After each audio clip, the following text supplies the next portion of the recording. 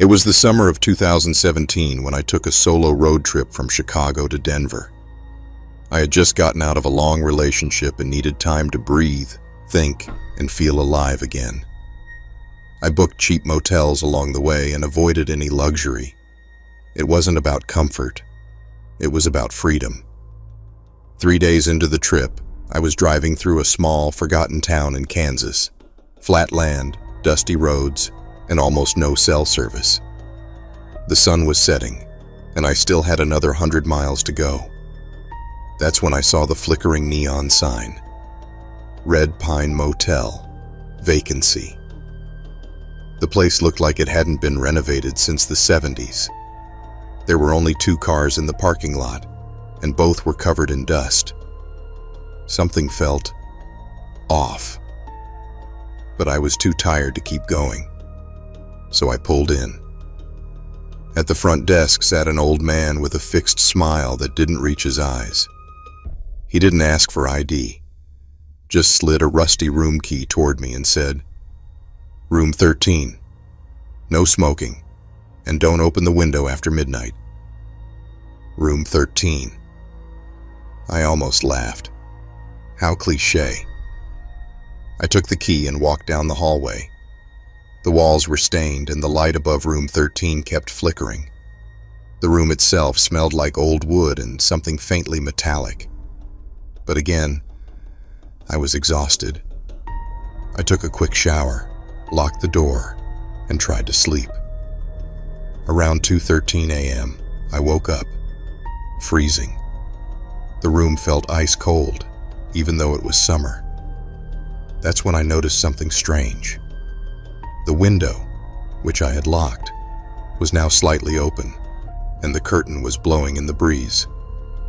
I rushed to shut it, and just before I did, I swear I saw someone, or something, standing in the parking lot. It looked like a person, but not fully. Their body twitched, almost like bad animation, and their face was wrong, as if it was blurred. I shut the window and backed away. My heart was pounding. Then the phone in the room rang. I picked up. Nothing. Just static. Then a whisper. "Don't look under the bed." I dropped the phone. I was ready to leave. I threw my stuff in the bag and turned toward the door, but it wouldn't open. It was jammed or locked from the outside. Suddenly, the TV turned on. No picture, just static. And then the screen showed a video, grainy black and white security footage, of me, sleeping in the bed just moments ago. Then a second figure appeared in the video, standing beside the bed, watching me. I turned to look.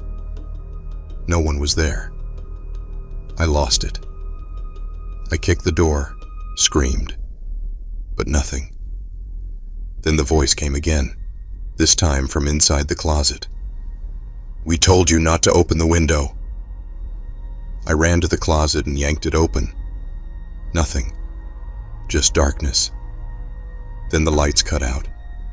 The room went completely black. The only sound was my breathing, and something else like soft footsteps on the carpet.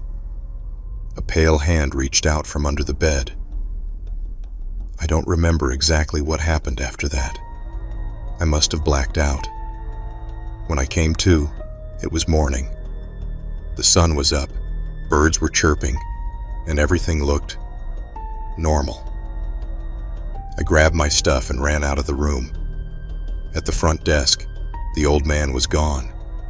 In fact, the entire lobby was empty and covered in a layer of dust, as if no one had been there for years. There was no sign of my payment, no record of room 13. When I drove to the gas station a few miles away and asked the attendant about the Red Pine Motel, he stared at me like I was crazy. That place burned down 10 years ago. No one's been there since. I still have the key. Room 13. Sometimes, at night, I hear knocking from inside my closet. I can never forget that night. It was the worst day of my life, and even now I still feel the effects. Something changed in me that day, and I don't think I'll ever be the same again.